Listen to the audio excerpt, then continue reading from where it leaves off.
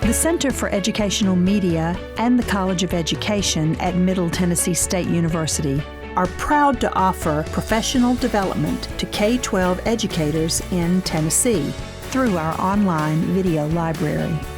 These videos are aligned with standards set by the Tennessee Department of Education. For more professional development videos, check out our website at www.mtsu.edu/CEM.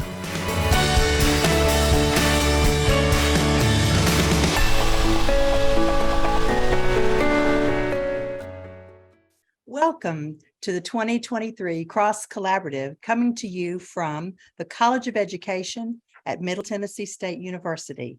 Hello, I'm Dr. Laura Clark, Director of the Center for Educational Media and Professional Development at MTSU's College of Education.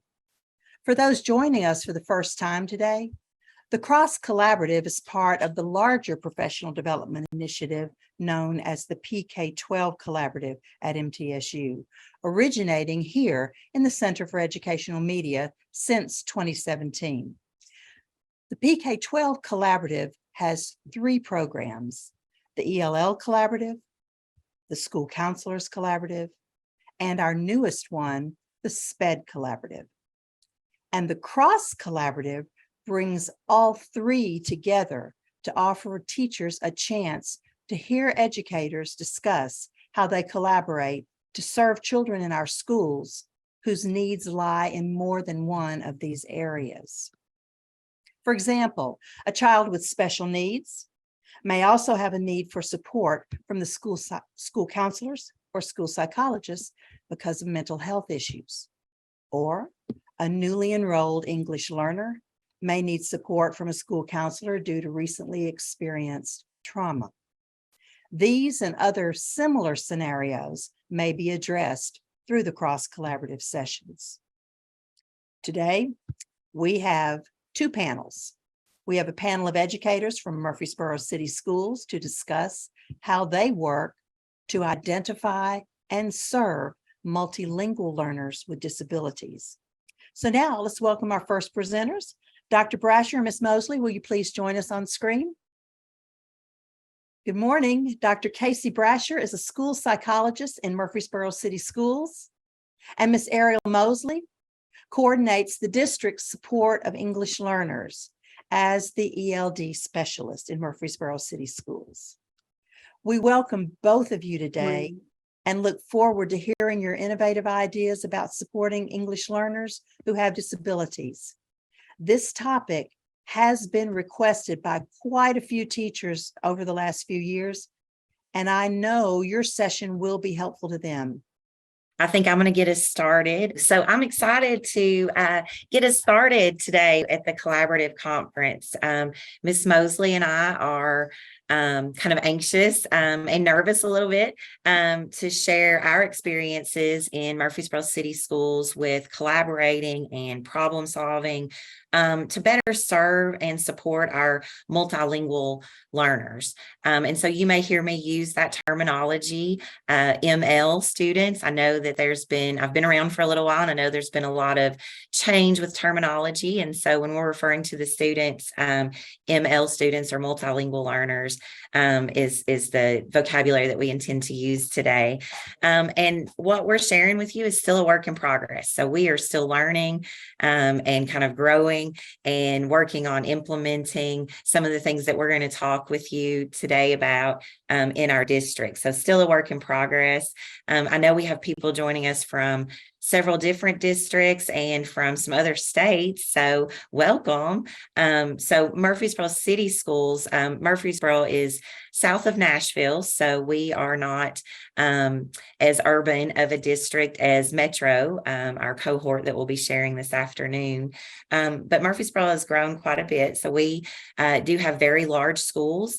And we're a unique system in that we only serve elementary age students. So we have 13 schools serving kiddos in grades, well, pre-K, of course, but K through 6. So we do have 6th graders in our elementary district. And so that does make us unique in some ways. And so a lot of what we are talking about is really through that lens, with an elementary age focus. And so as they mentioned already, make sure that you interact with us. I don't know if I'll ever get used to presenting virtually this way and not being, with a live audience. So please post questions. We have some time for that at the end, and we're looking forward to hearing from you. Our school district is very diverse, and one of the schools that I serve is the most diverse in the district. So we have a high population of multilingual learners. Really, our main objectives today we've listed here as at the beginning. I know our title mentioned serving multilingual learners with disabilities, but we're taking a focus of looking at how to serve students, in general education settings, and really where I'm often involved as a school psychologist is that question of whether or not we need to look at doing an evaluation for special education.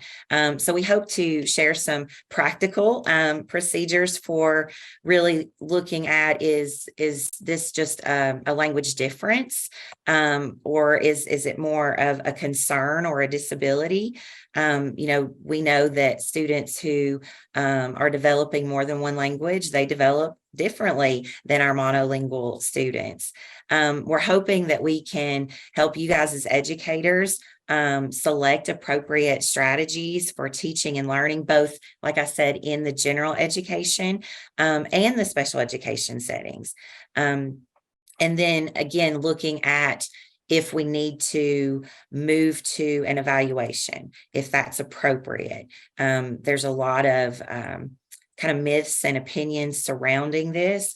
And so we hope to unpack some of those with our presentation, and really just look at some considerations and things to collaborate and problem solve about before we decide that we need to do an evaluation for special education. And so just a little bit more about us so you know who is talking to you today. Again, my name is Casey Brasher. I am a school psychologist. I'm currently in my 15th year as a school psychologist, so I've been doing this for a little while. I went back to school to get a PhD in literacy studies, because I was working with so many students who were struggling with reading, and there was all these questions around dyslexia and reading disabilities, and I felt like I needed to learn more, particularly around that topic. And so I do have that specialization within dyslexia and reading disabilities, and I have worked at the Dyslexia Center at MTSU with those evaluations. And then I also kind of wear another hat. I do teach at MTSU as an adjunct instructor. I teach graduate courses in reading and assessment in the special education department. And then, I'm not going to claim to be an expert as far as an expert on multilingual learners or English language development. So what I'm sharing with you today, and what we're sharing with you today, is really just from our experiences working in the schools and working with diverse populations, and with our teams at our schools on collaborating and problem solving, about the best thing for our students. Oh, sorry. And I'll turn it over to Miss Mosley at this point to introduce herself. I'm Ariel Mosley, and I'm so excited to be here. I am so grateful for this opportunity to be able to share with you guys what we do in our district. Like Casey said, it is a work in progress. We are working through some things. I do want to give a little background. We have almost 10,000 students, and about 1,000 of our students are being directly served in the ELD program. So that's a little context to what we're going to talk about. And we consider ourselves a smaller district. You'll see us a larger district a little bit later with Metro, but we consider ourselves a smaller district. But my name is Ariel Mosley, and I am the ELD district specialist. This is my second year in doing this, and I'm the first one. So if we say that, it's like this is everything is new to us. Everything is new to us. So we are growing in this department. I have about 13 years experience in working with multilingual learners across this area, and I've had some background in Texas. So I worked in a dual language school in Texas. So I have lots of experience with multilingual learners. So we're going to go on and talk about the process that we created. So within our district, we had a need for serving our multilingual learners in intervention.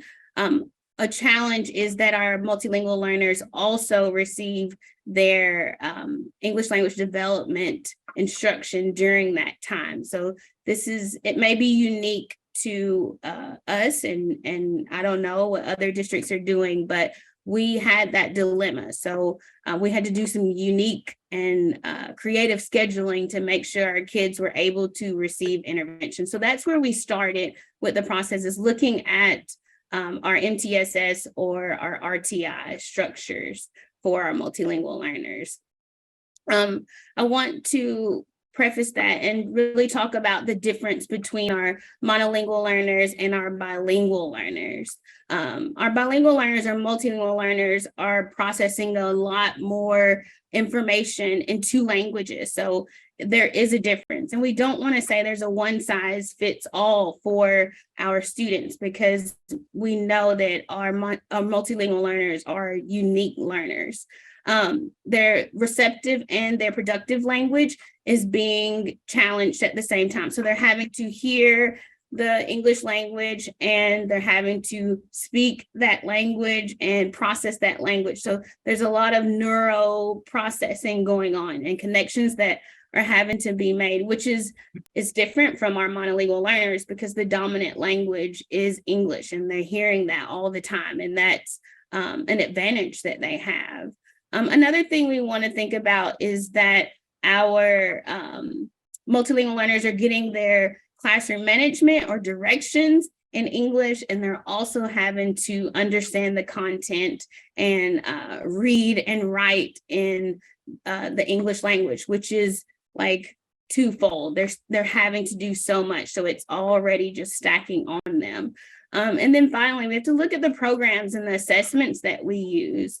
Our students are different and unique in that these programs haven't been normed for our students. So when we look at our multilingual learners, we're using programs that were normed for monolingual English speaking students, which doesn't always get the best results and it doesn't always show what our multilingual learners can do. So we'll just look at that piece and consider that as we're thinking about what our multilingual learners need. So within our district, this is my 2nd year. So last year I came in and saw some structures that weren't in place and some systems that weren't in place. So I immediately pulled everybody in. I pulled our counselors in, I pulled our interventionists in, our ELD teachers, the curriculum and instruction specialists here, and said we have to come up with a process to decide if our multilingual learners need intervention or if it's language, they need more English language development support. So that's where our collaboration happened. So we had multiple meetings with all the stakeholders to kind of create a process, because there wasn't a solidified process in place for students that were going to intervention, that needed intervention. So I created these documents, and we, really went over them and made sure that they were useful to the teachers and useful to the stakeholders. And they're still a work in progress. I make changes to them all the time because it's not perfect. So as we look at them, some things that we started with was a flow chart. So we wanted to make sure that the basics were taken care of. We wanted to make sure that our multilingual learners had enough instruction in the English language. So it had been here for at least 2 years. Secondly, we wanted to look and see if they had ELD instruction and if it was appropriate and if it was research-based and evidence-based. And then we looked at other pieces of their WIDA score. So we had to see how they were progressing in their language domain. So listening, speaking, reading, writing. So as we look at that, our score that we kind of decided on was about a 3.6, because if our students are going to intervention, we wanted to make sure they were able to access that intervention. So if they're listening and their oral language isn't developed, then it would be difficult to receive those interventions in English. And then, so this would be just the flow chart to kind of go through. I think a challenge that we're having is that sometimes teachers see this as a checklist, and we don't want it to be that. This document is meant to help drive the decision-making process. So that was the first level. And then we went on to look at the considerations piece. So this goes a bit more in depth, and this involves the parent. So we needed to ask the parents about, developmental concerns, or is the student similar to another child in your household, or is some of their behavior normal for your culture? Like, is that normal? We also wanted to look at the instruction that was happening within the classroom, the regular classroom. So that's where I would go in and I would observe how the teacher is implementing their accommodations, how the teacher is scaffolding the work that the child is doing. And then we also wanted to look at some of the background. So what is the child speaking English or another language mostly at home? Are they able to read in their first language? Like, these are all assets. If they're able to do that, then we can see that they can easily connect to English. So we wanted to look at all those pieces.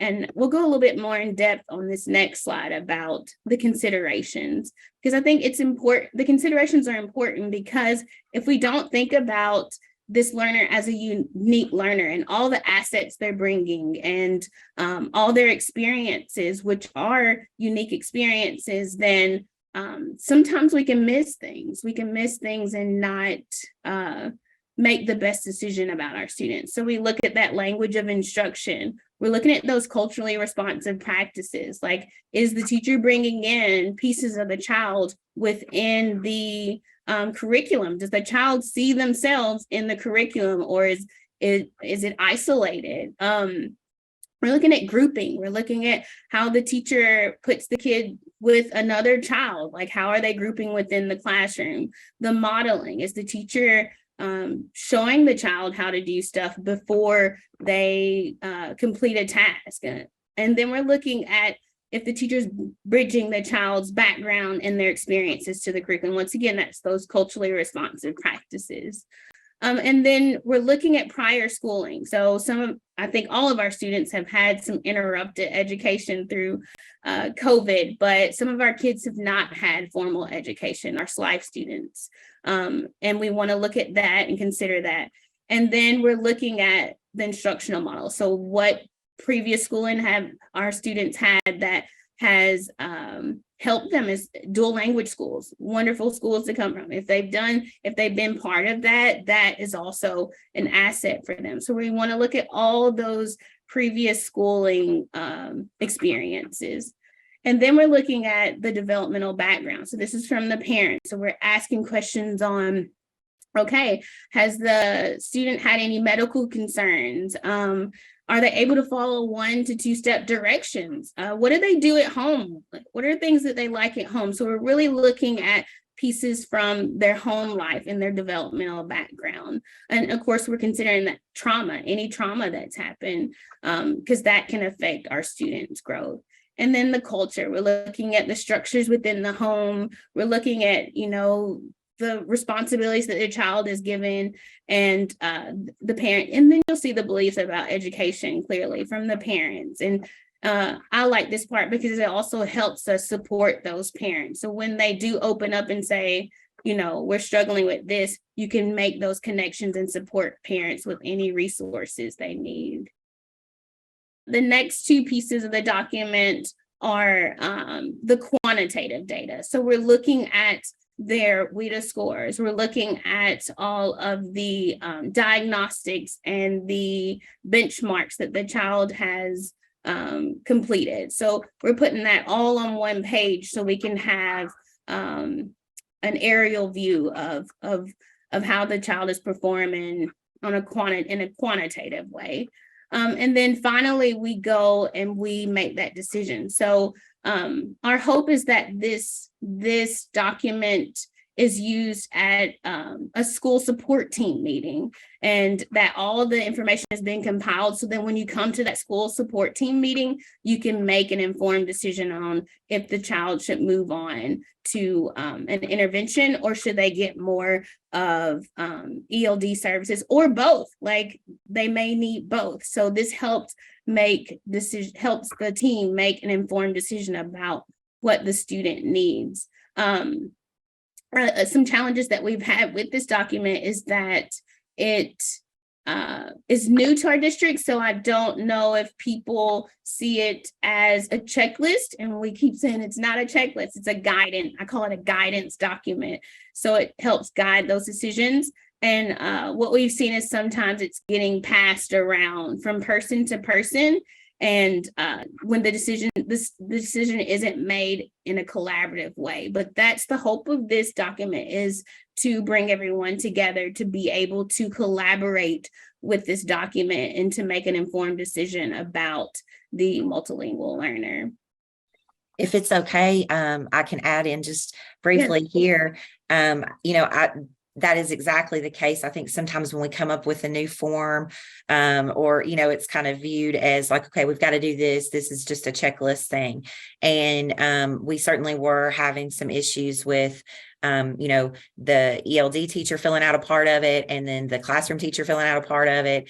But really it was centered around the idea of collaboration, which obviously fits with the intent of our presentation today, but to have that problem solving process. And as she mentioned, like bringing parents in. So how we really envisioned it was, having that collaborative problem solving support team, whatever the terminology you're familiar with in your district, but bringing everybody together at once and looking at the child as a whole. I mean, looking at these numbers and the quantitative data, but getting that very crucial information about their history, from the parents, and just, bringing all of that together. It's so surprising what you can learn in those situations.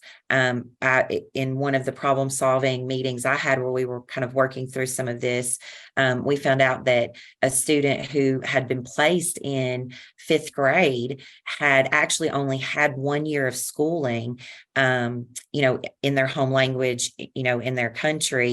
And just because of age had been kind of put into a 5th grade classroom, and that's something that we didn't know fully going into that. And it certainly helped us look at that with a different lens. I worked with another student just this year where we had a problem solving team, and we're concerned. He was a young kid. So we were concerned about some developmental things, not necessarily even looking at like RTI intervention, but looking at some development. And we learned after meeting with parents and coming together as a problem solving team that he had been separated from his parents and was in a migrant camp for a large part of the last several months. And again, that gave us a completely different lens and viewpoint on this kiddo, knowing the trauma and things that he had experienced. So she stressed it great, but I think that, again, just emphasizing that it's not a checklist. It's not they've got to have a certain score, or they've got to have a certain number of checks.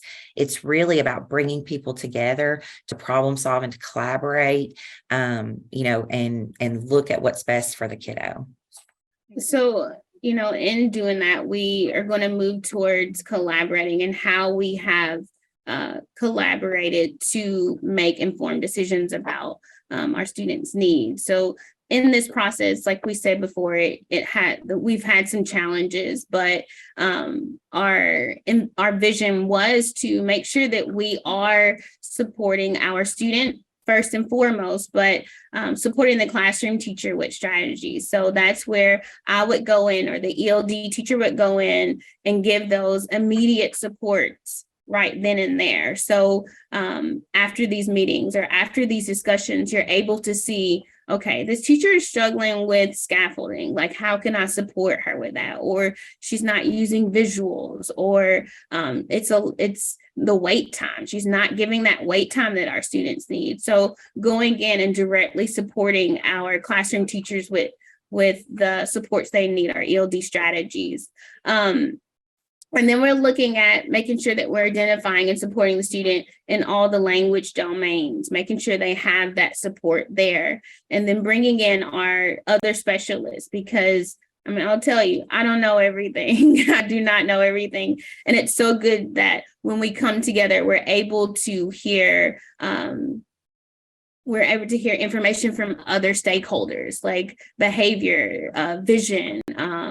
All those pieces are brought together to help you make an informed decision. And then looking at your progress monitoring. So making sure that what we've implemented or what interventions we've tried to implement are working for that child before we even get to any other processes. So I think coming together as a team and problem solving has really shifted our thinking about working in silos. We just can't work in silos anymore. We need each other. So I think that this is important to bring us together and to get feedback from everyone. Casey, you want to add anything to that? No, I don't think so. If you want to talk about some of it, because Ariel's been able to come into the classroom, as she just talked about, for students that we had some concerns about. And she was able to come in and observe and offer some support to the teacher and offer some support to the ELD teacher and just to the team in general.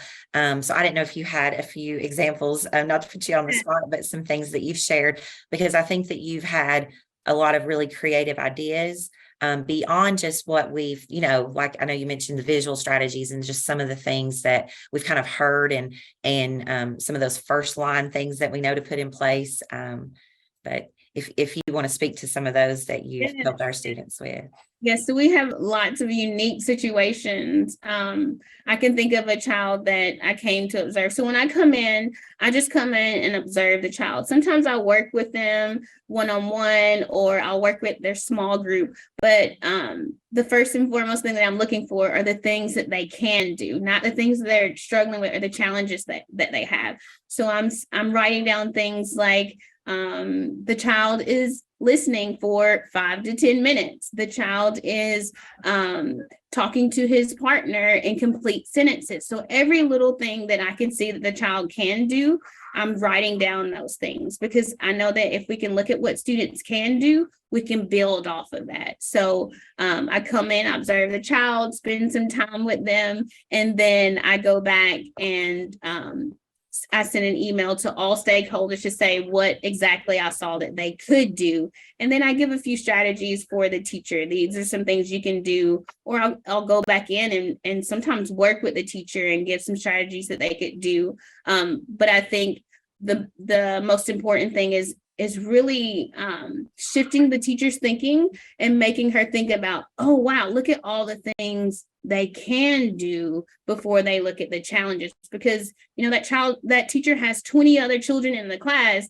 and sometimes those challenges stick out. But if they go back and look at all the things that they can do, then they can see a different perspective. But I can think of a child, for example, that was struggling with communicating in complete sentences in his first language and also in English. So I asked him some questions in Spanish, and we had some conversations in Spanish, and I could see that he was struggling with forming his sentences in Spanish. So that's one thing that, if we see it in their first language, then it could be an issue in their second language. So I ended up, I think we referred him to have some speech support to help him kind of form his sentences. Another thing we found out is that, and this could have affected a lot of things too, that he was colorblind.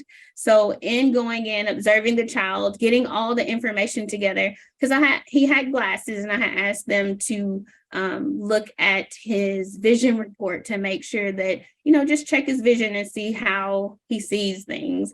And then they investigated a little bit more and found out that he was colorblind. So it really did come together, and we were able to see a lot of pieces of it just by, going and observing the things that he could do and looking deeper into some things that we may not have looked deeper into. Then just to kind of add to what she was saying, again, emphasizing the problem solving. So just because we have a support team or a problem solving meeting doesn't mean that we're then going to go to a special education evaluation for that kiddo. That may not be appropriate. And one of the things that I have definitely learned over the last few years during this process is the amount of support and even accommodations and things that are available to our multilingual learners through their ILP, their individual learning plans that they have based on their status. When they receive that English language support in school, they basically have an individual plan that addresses what their needs are. And so a problem-solving meeting may just be looking at how can we better serve them with the ILP. It doesn't necessarily mean that we're going to look at a disability or look at that special education evaluation. And so that was one thing that I have definitely learned a lot about, is there are so many things that we can put in place under general education prior to really determining if we even need that special education support. And then I just want to kind of add to what she mentioned about that focus on what the students can do. She also had, when she went in to do those observations, had an incredibly positive focus on what the teacher was already doing. So it was this very strengths focused approach. It's like, okay, look at all the things that this child can do. Because I know sometimes, coming from that lens of special education, we try to focus on strengths, but sometimes we get hung up on the deficits, and we do a lot of problem admiring, and we talk about what the areas of concern are. And so that was just really refreshing to come in and see an entire list of, we're saying, this kid is in second grade and he can't read, but then let's look at, okay, well, he knows his letters and his sounds, and, he's able to blend. He has good English vocabulary. So it was just really kind of refreshing. And also that emphasis on not just going in and saying, okay, this is what you need to do. These are some strategies you need to do, but saying, these are all the great things you're already doing. How can we add to that, or how can we support you further, with what's going on in the classroom? Exactly. And I'm going to switch. We did it. We're both controlling the slides, so sometimes we get our fingers work at the same time. But with this one, again, I think you're seeing a pattern. We're really emphasizing that problem solving approach with team members, again, that collaboration. And I really feel like this slide, again, gets at those questions that we would really want to ask in that problem solving meeting or that support team meeting. And I feel like this part would really be essential before we would consider moving to a special education evaluation, that we would have to come together and problem solve and look at some of these questions and things. What is the instructional environment? How are the students' needs being met in their current environment? What accommodations are we using? Is there more that we can put in place to help them be successful? What does their general education instruction look like? And what is their school history? I shared that example earlier of a student who, just because of migratory situations and their family environment, they had not really had a full year of school prior to enrolling as a fifth grader. And so there's just so much to take into consideration about the history of their educational history, but just their history in general. And then, what kind of strategies and differentiation do we have already taking place? Like, what great things are the teachers already doing? How has the ELD teacher supported the general education teacher?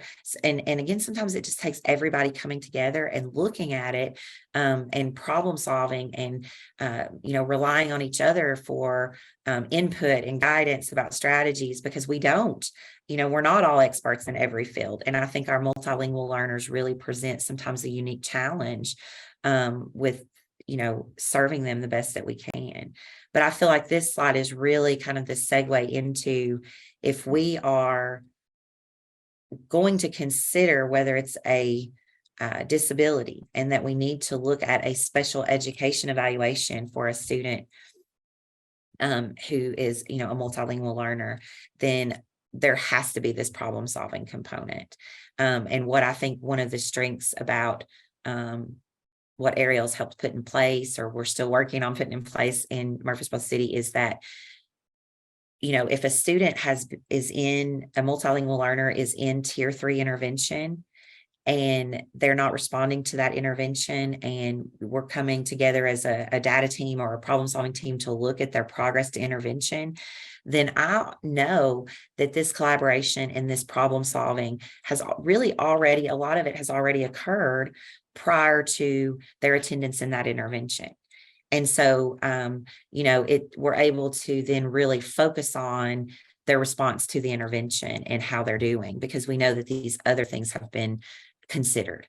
And like I said, as a minimum, prior to looking at doing a special education evaluation and getting that permission signed, you would want to ask these questions and problem solve and collaborate with your stakeholders about these questions to make sure that an evaluation may be appropriate. Dr. Brasher, can I add on to that? Of course. And I think it goes back to humanizing this process and humanizing the child. I think sometimes we look at numbers and we think, oh, that's like they're not progressing here, they're not progressing here. But we have to understand that every child is not the same, and we have to look at their background experiences and what they're bringing and use that to make our decision. So really not dehumanizing the process or dehumanizing the child, but looking at this student as a unique learner, and that you see them and you see what they're bringing, you see what challenges they've had. So I think that message in our collaboration is also shared when we come together with thinking about our multilingual learners. Exactly. And I know, it's easy to say that. I know that sometimes we do sometimes get over focused on the numbers, and, so that's easy to do. And again, just focus on the problem and the deficit, but really stepping back and emphasizing and looking outside the child and looking at the total environment, the instructional environment, their history, and all of those things. Exactly. And I think that brings us into our final objective, really talking about, or kind of shifting into special education at this point. As a school psychologist, this is where I have been involved the most with students, of really trying to determine if we need to look at an evaluation, if that's appropriate for a multilingual learner. And I think that I mentioned this earlier, but I think that sometimes there's some myths around referring students for special education when they receive ELD services or when they are a multilingual learner. And so we really need to take a problem-solving approach to that. It's not appropriate to say, well, we never refer, or we should always wait 2 years. I think in special education, we need to steer away from those words, never and always, because it is supposed to be an individualized, it is supposed to be a problem-solving approach. And so we really have to be careful not to delay an evaluation when we suspect a disability because of a student's language status. So this is difficult. We're kind of walking a line here between, okay, we don't want to delay an evaluation if we have concerns, and we are tasked with, that child find responsibility of evaluating when we suspect a disability, and that's regardless of their status, right, as an ML student. But it's a thin line between delaying an evaluation, but making sure that we're not inappropriately identifying a disability based on how they're progressing as a multilingual learner. That very first slide that we shared with kind of outlined there's differences. And so if you're learning 2 languages or multiple languages, the way that develops, the way that you're learning and your language develops is a little different than a monolingual peer with that monolingual background. So we have to ensure that we're not inappropriately identifying a disability when it could just be a language difference related to their background or related to how they're learning more than one language. And so again, stressing that this can sometimes be difficult, and it really shouldn't be just a school psychologist decision or a parent decision. It should be that collaboration and that problem solving and a team looking at that information and making sure that that's appropriate. And so here's some questions again to kind of guide you through a problem solving team where you may be asking, do we need to look at a special education evaluation for a kiddo? First of all, what disability is suspected? I'm going to kind of tease out learning disability or specific learning disability from some of the other disability categories here in a moment. But that's important. Like if you're primarily concerned with how they're learning to read or how they're progressing with their academic skills, we may need to look at a learning disability. But there's a lot of strategies and there's a lot of interventions that we can put in place to address those things under that general education model through Tier 3 and some of the things that we've already discussed. But what if the disability that's suspected is autism?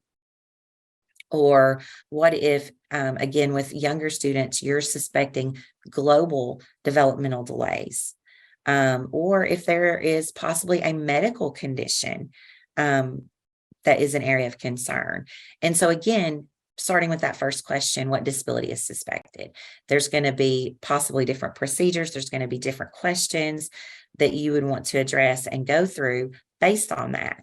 And so again, just sharing an experience. I worked with a family and we were having a support team because there were some concerns with the kids' behavior. And so we were not even really looking at doing a special education evaluation. It was really more of a behavior support team about what kind of strategies can we put in place, in general education to help with behavior. So we had our school counselor and our behavior specialist and school psychologists, the teachers, the parent. We had our ELD teacher as well. And so one of the things that the parents shared was in their home country, the child had been diagnosed with autism. And they had never shared that before because they felt like it wouldn't apply based on, they were told, I think is what they said, that it wouldn't count basically, or it wouldn't apply to their educational experience, and that they would just need to learn English. And so this was a game changer for us in that problem solving committee. And, we had to start asking questions, and a lot of the things we were seeing, there were some consistencies with autism, and our team really wasn't even going in that direction yet because we were just trying to address some specific target behaviors. And maybe there was even a hesitation about referring for special education because the student was, had not been in an English setting for a very long time. And so again, problem solving can solve and work through so many of those things. So what disability is suspected? That's important. What services or needs are evident? So again, for any student, regardless of their multilingual status, when we're looking at a special education evaluation, we really want that to be driven by, do they have a need for special education? And as I mentioned earlier, I've learned over the last few years about so many supports and even accommodations for testing and so many things that can be put in place under that ILP that students have if they're a multilingual learner.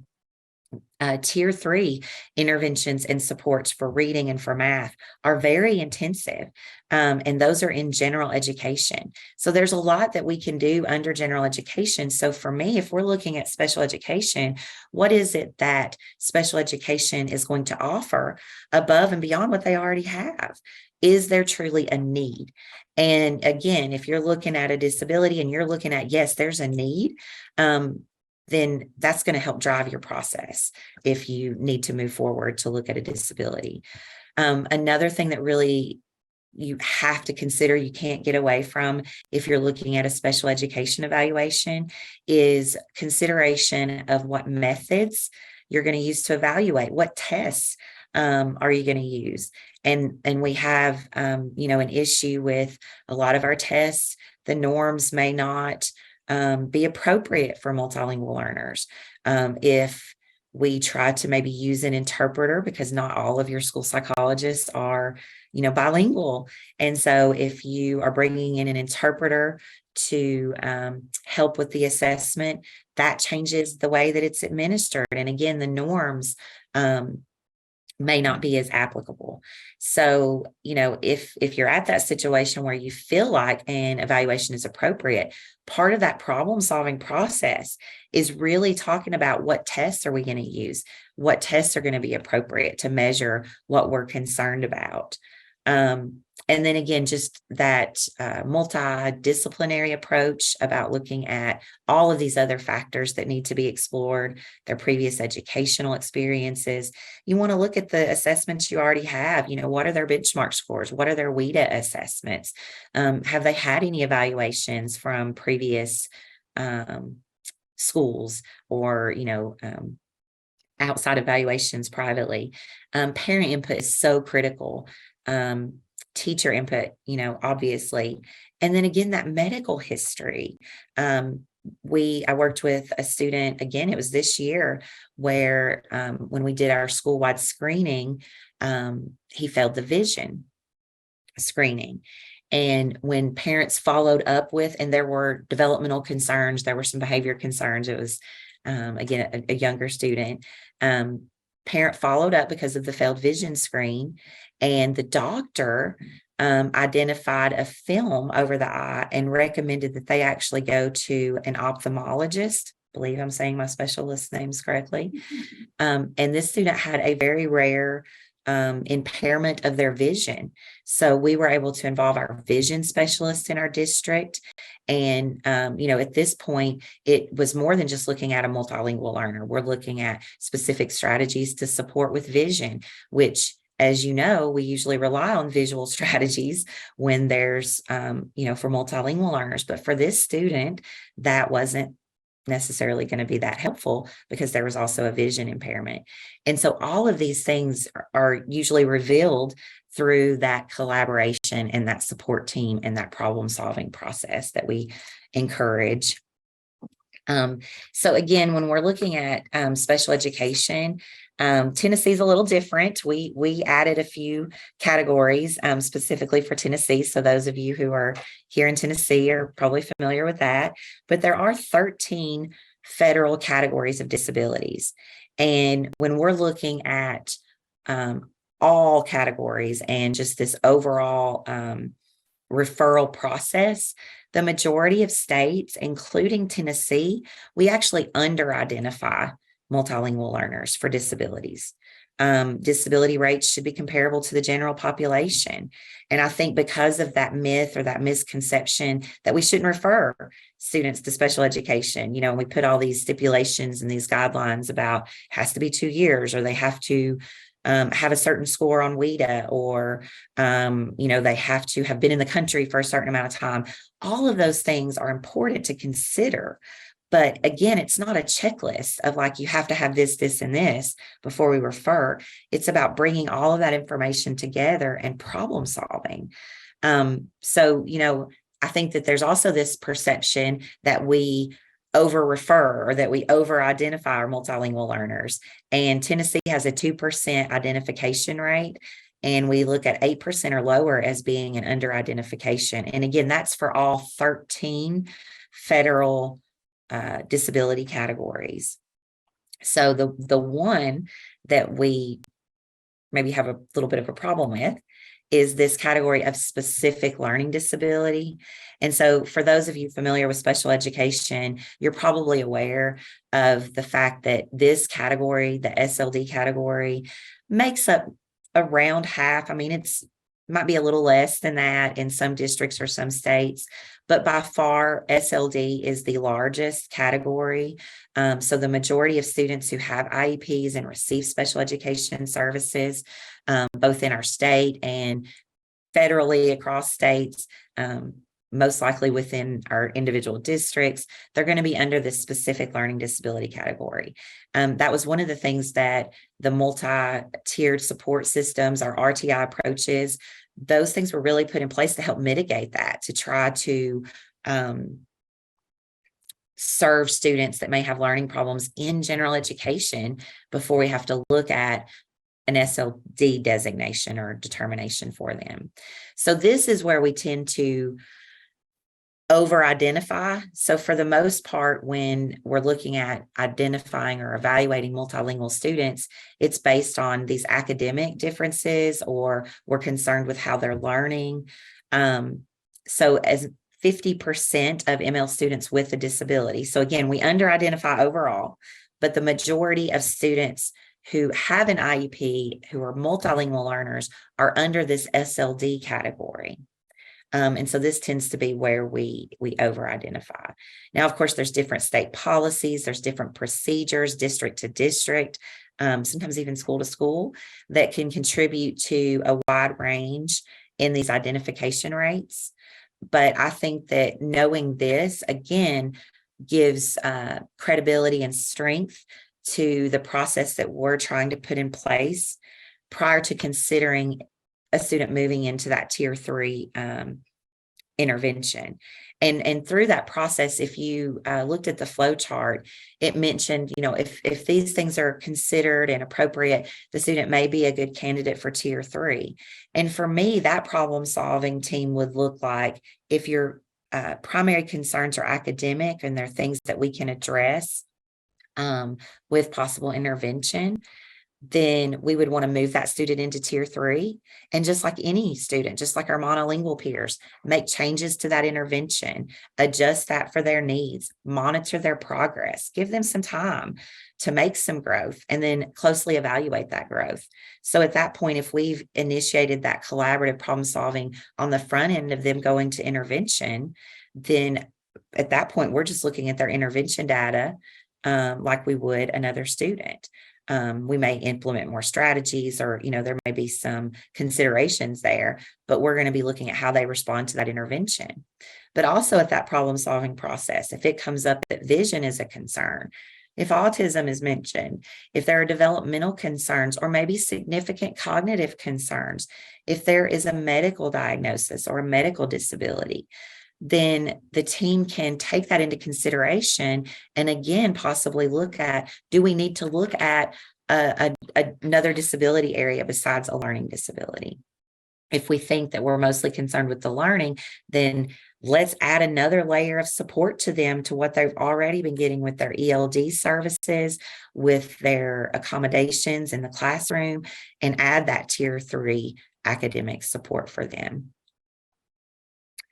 And then I have, again, just another guidance document. I've put a link here, but we put the pages on the slides to kind of talk through. But again, when we're looking at consideration for if we need to do a special education evaluation, or if we're in that process of completing a special education evaluation, then we really want to make sure that we're using our data to look at if it's just a language difference, if it's part of the development that we see with multilingual learners. I think you mentioned this earlier, Ariel, but consider their progress in relation to similar peers. So if they have siblings, talk to the parents about the way that the siblings are progressing. Talk to your ELD teacher, because a lot of times they have groups of students with similar characteristics and similar backgrounds, and, get some input from them. How is this student progressing with your multilingual students that are in the same group. And one of the things that we have to look at with a special education evaluation is their cognitive academic language proficiency.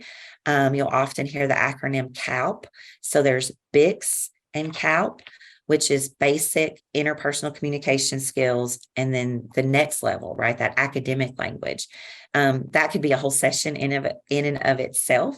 But just knowing that part of the evaluation process would be to really screen and assess their academic language development, not just their basic, I'm communicating with peers during centers, or I'm communicating with peers at recess, but how they're developing in terms of their academic language proficiency in English. And there are assessments that will give you scores and numbers for those of us who, tend to focus on numbers, that we can look at that. But again, it's about collecting a lot of data, looking at a lot of sources of information, and focusing on what they can do as well, as my co-presenter pointed out.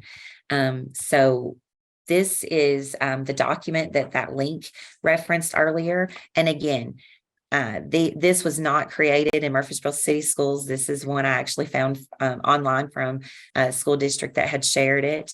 But again, these are just guiding questions. So it's not about a checklist, but just helping you problem solve and collaborate in that team approach. And just, I like having, I don't want to use the word checklist, but I like having that guidance document to just make sure that you don't forget everything, and make sure that you've discussed all the factors that could be important. So this form just kind of walks you through collecting background information in different areas. So very important, I have learned, making sure they've passed the vision and hearing screening. That's sometimes one of the things that we gloss over, but very important. Obviously getting information about their developmental history, their health history, what types of changes they've been involved in with their family. Sometimes there is a history of trauma. Looking at their language history, what was their exposure like to, what experiences have they had with English and what settings, and even asking those questions like, do they speak to their siblings in English or Spanish? Do you guys watch TV? What do they prefer? What kind of music do they prefer to listen to? And just looking globally at all of their exposure with English. And again, the schooling history is so important. Have they had formal instruction in their home language? Have they learned to read in their home language? It's going to be a very different learning profile. The majority of the students that I have worked with,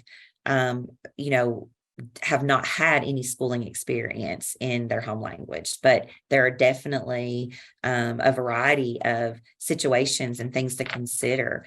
Did they go to preschool? Have they been served in a bilingual classroom? Again, I worked with a family that had moved from, I think, New Jersey, and they were a full dual immersion school. And so their ELD services, their general education environment was very different from what they experienced once they moved to Tennessee. What are the parents' concerns? And I think this is really important. Are the parents concerned about their progress? And this is just so telling, because if parents have concerns, yes, I'm concerned about his development, there's these medical things, I'm concerned about how he's progressing, that is such an important factor to consider.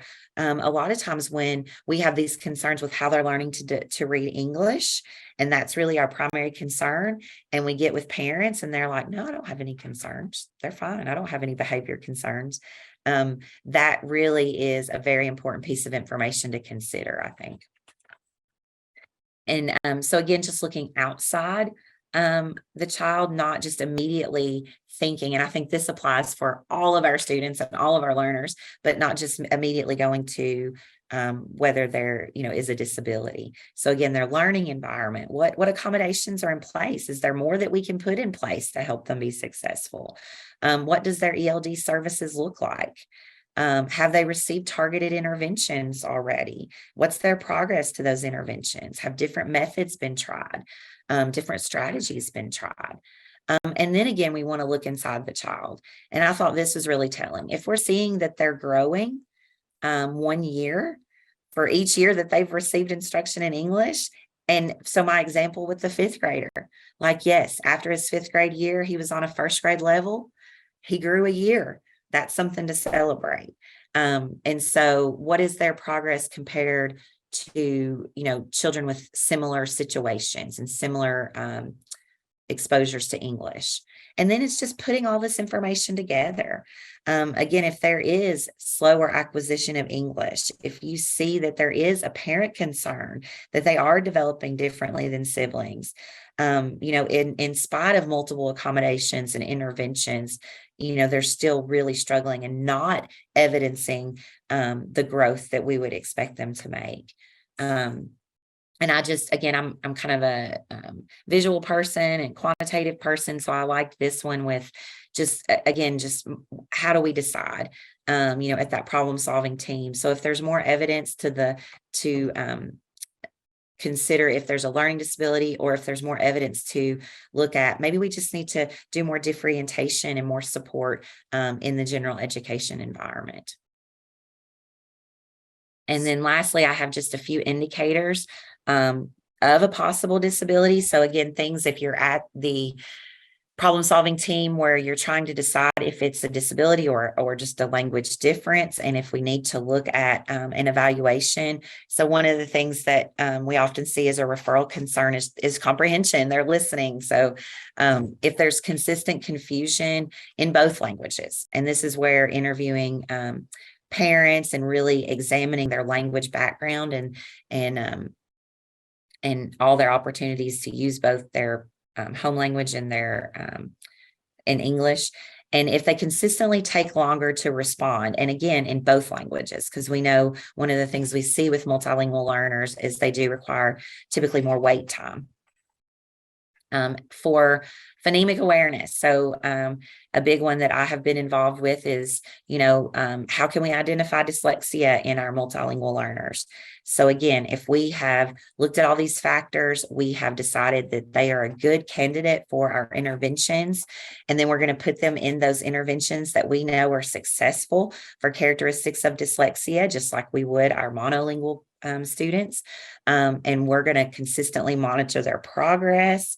So if we start to see that they're not remembering letter sounds, and that's after initial and follow-up instruction, especially if those sounds and letters are pretty similar between language 1 and language 2. So there's quite we serve a lot of Spanish speaking students. And so there's a lot of similarities in letters and their sounds in those 2 languages, not as much with Arabic. So that's, definitely more to tease apart and think about. If they make letter substitutions when decoding that's not related to their primary language. So there's a few sounds that we have in English that Spanish doesn't have. So if you see that their errors are centered around that, then that would make sense that it's more of a language difference. But if they really struggle with the vowel sounds, if they're struggling with blending, if they're consistently confusing letters and words that look alike, and again, these are just characteristics that we see in dyslexia in general. But we're going to be looking at those same characteristics for our multilingual learners once we know that they, have had those appropriate interventions and strategies in place to address those things. And then just with math, if we see that difficulty memorizing math facts, they need a lot of manipulatives and a lot of support. They really struggle with sequencing and forgetting the steps. And if they're struggling with processing and problem solving in both languages. So those would be some of the things that could be a potential indicator of a possible disability. We have some references, and then I would just want to, again, encourage you guys to ask us some questions, put us on the spot in the Q&A. We'll be happy to spend some time addressing those. And then we have shared our emails so that, if you have further questions or you want to reach out, hopefully some of the information that we've shared as we are still learning and growing in this area, hopefully some of that has been useful to you and your districts, something that you can maybe at least have a jumping off point for. So I think I'll turn it over to you, Dr. Clark, unless Ms. Mosley, do you have anything to add or That talk was about? wonderful. I wanted to say, go girl. I echo what you say, Ms. Mosley. We do have some questions from the live stream chat, and I'd like to share those questions with you now.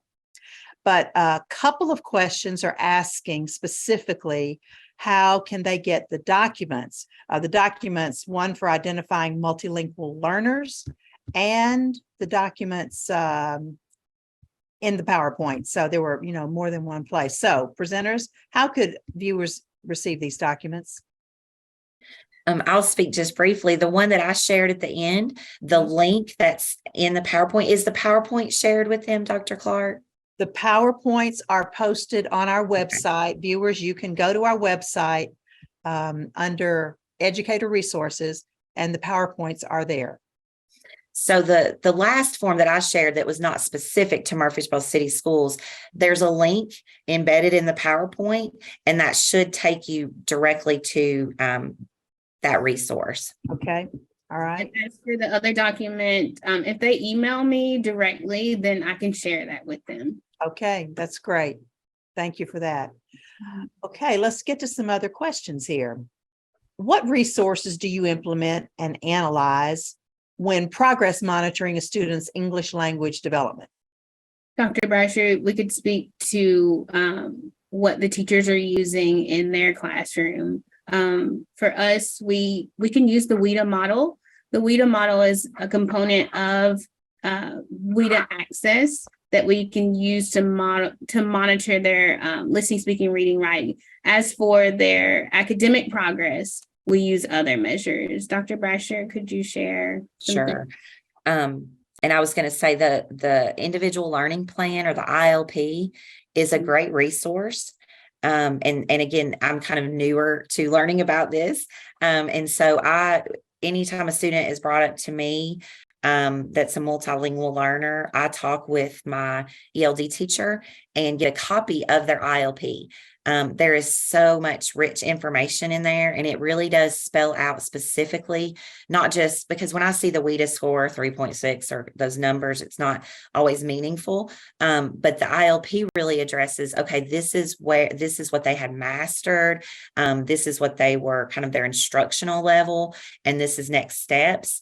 And it has suggested accommodations for general education classroom based on their performance. And then of course, those documents can be individualized, for the student based on the needs that they may have. So that is a great resource to, just look at it. If you're not familiar with those, kind of asking around and looking at those. And then we look at the WIDA scores. That's something that we look at specifically for their English language access or progress. And one of the things or patterns that we've noticed with a lot of the students that we are referring on to be considered for like tier 3 intervention, their listening and speaking skills are growing. And it's really within WIDA, the literacy, the reading and the writing, that's impacting maybe that overall score. So again, just looking at the different components of WIDA and kind of breaking that apart and helping that make sense. And then once they're moved into intervention, we're progress monitoring them with AIMSweb, which is the same program that we use for all of our students who are in tier 3 intervention. And we try to monitor at the skill level that they're working on. So, if they're in a phonemic awareness intervention, we're going to be monitoring letter sound knowledge and maybe nonsense word fluency. If they're focusing more on phonics, we might be looking at how they're improving with their oral reading fluency, or maybe looking at how they're improving recognizing words on a word list. But I think once they've moved into that intervention, the interventions and the progress monitoring are going to be, what we see with all of our students who are in intervention. Okay, thank you. Another question. When a student falls below the 3.6 and ELD is the appropriate intervention, does the student receive the ELD intervention in addition to the hour of daily service? Well, if we decide that, so we want to really keep it individualized. We have students that have, let's say, a 3.4 in overall, and they technically wouldn't qualify under the document.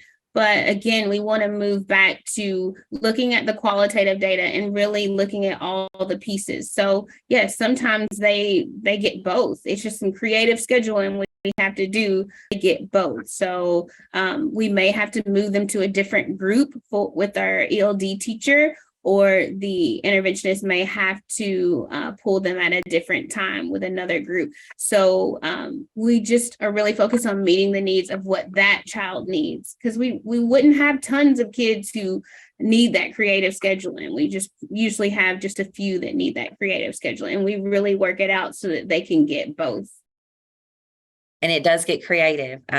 We kind of made the joke about, can we make them stay till 6 in the evening? Because, if they're required to get an hour of their ELD service, and if they need, say, intervention in reading and math, and then we want to protect that tier 1 instructional time because we know how important that is. So it is really challenging. And that's why we have to really take it, like she mentioned, an individual process. But just to kind of throw out there, I have seen, we had a kiddo who went to their ELD service during math intervention because that wasn't an area that we had identified as a need for intervention. And they went to reading intervention, and then the ELD teacher pushed in or made them part of a different group, or maybe a combination of both of those things, for another 30 minutes, so that they still got their hour of the ELD and they were still getting their 45 minutes of their reading instruction and still protecting that tier 1 time. But it takes a lot of problem solving, and sometimes people rearranging schedules or rearranging groups. I know we had our intervention teacher was pulling one group at the very beginning of the day to provide some extra intervention support that wasn't even like a scheduled intervention time. So we've definitely been getting creative with doing that. All right. I can only imagine. We have a question here about newcomers. And you've talked somewhat about this, about, the point at which you assess, but what have you determined to be particularly effective in assessing newcomers, and how soon after they arrive can you assess for special needs? Again, we want to make sure it's individualized. Our newcomers need time. They need time. Unless, like Dr. Brasher said, if you notice that there is an evident disability, let's say autism, then we need to move forward with some supports there. But our newcomers definitely need time to acquire the language, so that, they're acquiring that listening and speaking first. We need time for that. They do the reading and writing, that comes last, so they need time for that. And I understand the target is constantly moving. They can't reach that target because it's continuously moving, but our newcomers definitely just need that time to acquire the language before we consider any special education evaluations or interventions, academic interventions. And I think it just gets back again to, what are the concerns? What disability is suspected? If it's, primarily, we're concerned about their learning or their language, then we definitely want to give them more time.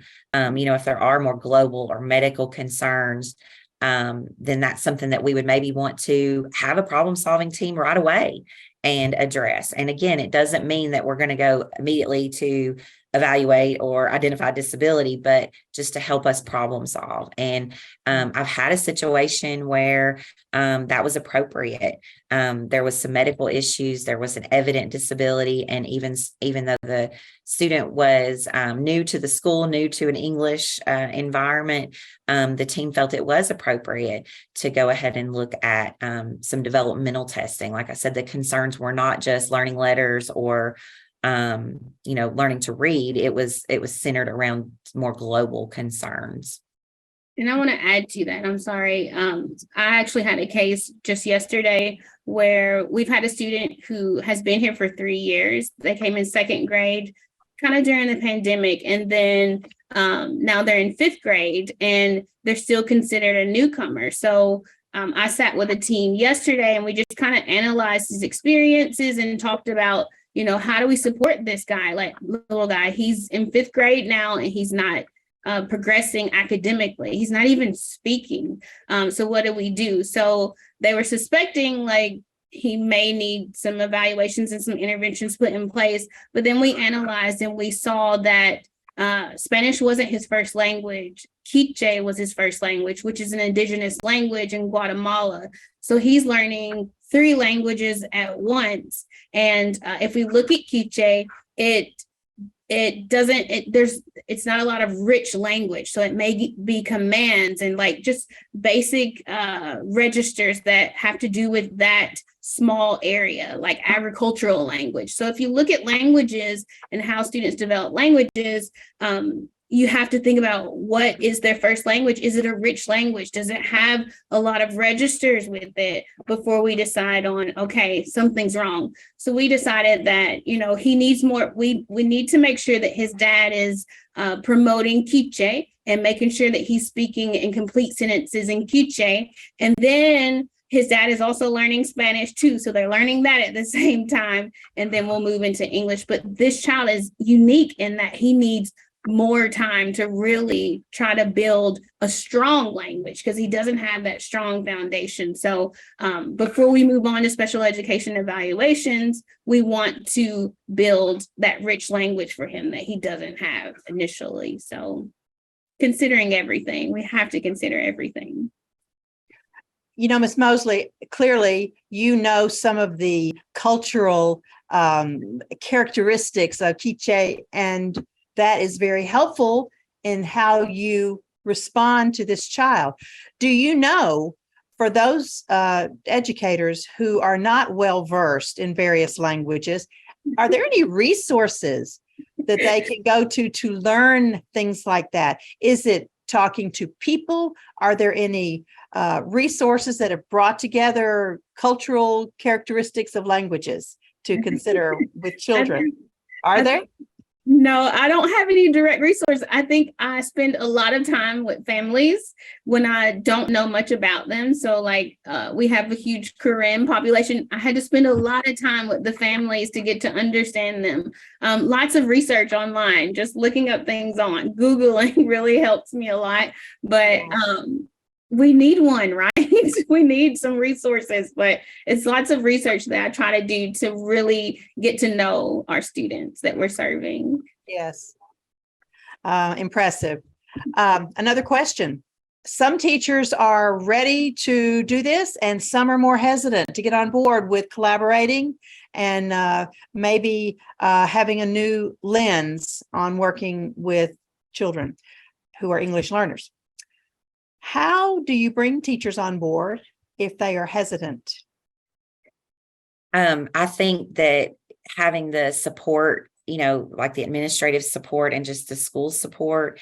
And I think that if it's really done with the intent that, we have, it's not going to feel to that general education teacher like, well, here's more you need to do, that you're not doing. That's not the purpose. And sometimes I feel like maybe that is their mindset coming into those situations. And so, I mentioned Ariel was able to observe in the classrooms and talk about the great things the teachers were doing and bring that to the table. And then not just adding things to their plate, but offering support for strategies and, maybe offering more accommodations that they didn't know that they could do for the student and just things like that. So I think, sometimes having to work through it will help the teachers and just the faculty in general have more buy-in once we've had some successful situations. And so I can also speak to that specifically in our district. We have one school that really bought in immediately to the process. And I think that they were probably over relying on Ariel a little bit, because it was like every time we have a concern, let's bring her in to observe, and let's have this meeting. And so it was like, yay, like they're doing it. And so it was just like full on, like and then we have other schools that have definitely been more of like, okay, here's this checklist, you fill this out, so again, it's a work in progress, but I think if we could have the opportunity to work through a couple successful situations, like I've got buy-in at my school where we talked about autism and realized that was brought up, in another country and was identified in another country. And then at the school where we identified the vision impairment, I feel like the schools where they've seen the problem solving approach kind of work and reveal some things, there's more buy-in for that. And I want to add to that. I also had the opportunity, I've only been here for 2 years, but I've had the opportunity to, after we completed the document, I had the opportunity to meet with all the interventionists to present the document and discuss the document. Psychologists, haven't gotten to everyone yet, but I am working with psychologists to look at the document and to use the document. And then our ELD teachers are working with classroom teachers to present the document. So I've been able to have an audience with those teachers so far. So that's kind of how we're sharing it, but it definitely has to be a top-down approach. It has to be an initiative by your district to say, this is what we're doing. And I'm going to be honest, we're not quite there yet. We are still, trying to figure out how to get it in the hands of people and for them to use it. But I think people like Dr. Brasher, who can advocate for it and speak to it, can really support that initiative. I can hear it in your words and in your enthusiasm for this. And Murfreesboro City is lucky to have both of you. I particularly love your slides where you listed indicators that may suggest disability. That was a nice bulleted list of things to think about and consider. So Dr. Brasher and Ms. Mosley, thank you for a really great presentation and for your thoughtful responses to these questions. I appreciate you sharing your time and expertise on this important topic. And your PowerPoints are posted on our website, mtsu.edu/CEM under Educator Resources. And so viewers, you can access these PowerPoints there on our website. But Dr. Brasher, Ms. Mosley, thank you